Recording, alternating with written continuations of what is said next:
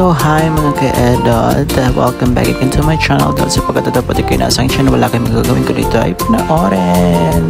So ayan na nga, punta tayo ngayon sa church at magsisimba tayo. Yes. So after that mass is nag-community cleaning kami.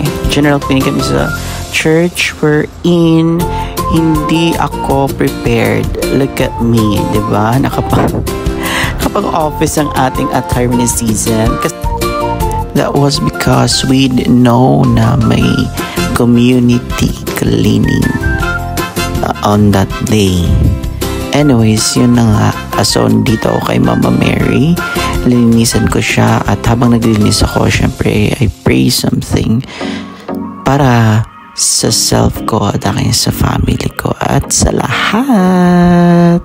So while we're cleaning, naglilinis ako kay Mama Mary. Naalala ko nung when I was a sacristan and when I was also a youth choir.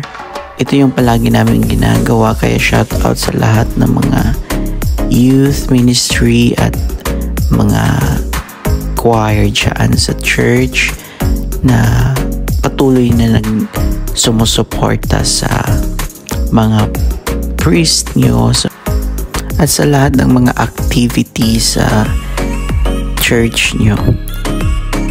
Habang nilinis nga ako, naalala ko din when I was way back when I was a sacristan na every Lent season talaga naglilinis kami sa buong parte ng church, sa loob, sa labas, especially sa altar and also sa chairs kasi doon lumuluhod ang mga tao at nakaupo sa mga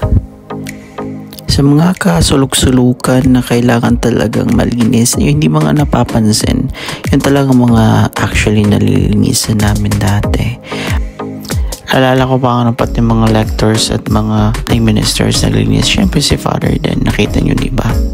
At napansin ko din dito sa likod, marami pang mga cobweb. Kaya nilinisan ko na lang din.